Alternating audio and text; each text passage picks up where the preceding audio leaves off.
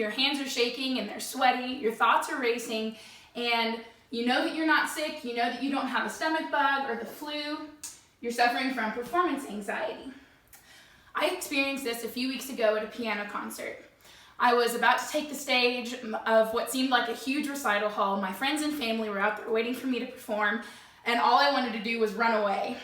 As a musician, I experience performance anxiety weekly, if not even daily. If I didn't know how to control those nerves or even overcome them at some point, then I would not be able to survive in the music world. Today, I would like to show you that there is hope to overcome performance anxiety, and I would like to teach you some strategies to help overcome this. Point number one is the effects of performance anxiety. I already mentioned a few.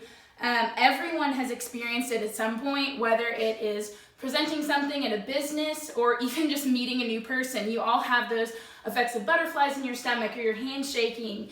And it affects more than just your brain, it affects the body, like your stomach rolling and things like that.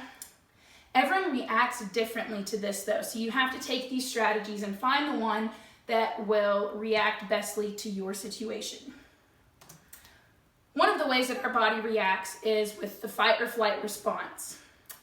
Now, this is when your body just has to try to stay alive.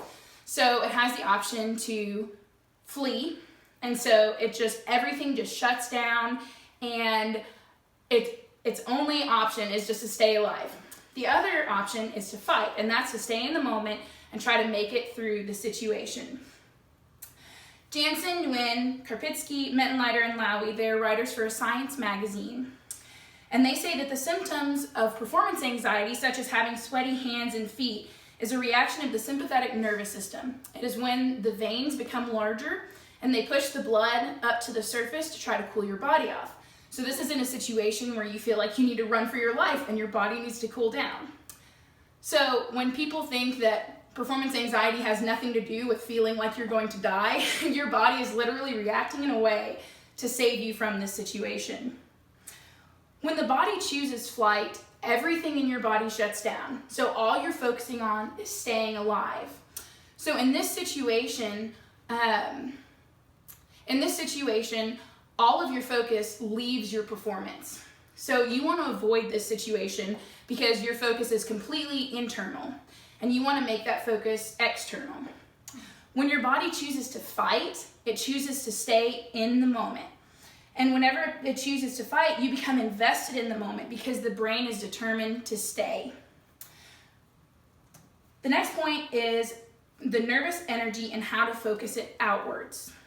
This is very important. Even when the body chooses to fight, there is still pent-up nervous energy inside of you, and you don't want to focus that energy inwards, because when you do that, you're focused on your heart racing and the thoughts running through your head.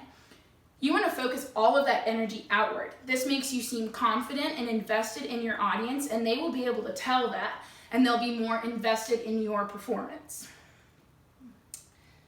So the negative effects of focusing inwards are thinking about how nervous you are, and the positive effects of focusing outwards are that the audience will be able to tell that. The second main point is strategies for performance anxiety and how to overcome it. There are many strategies. Some are more bizarre than others, but all of them are they work very well.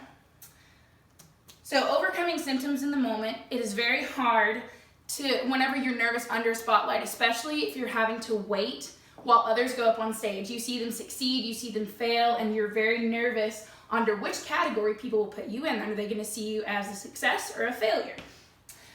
Now, one of the options that Eloise Ristad, one of her strategies, is literally to make your symptoms worse.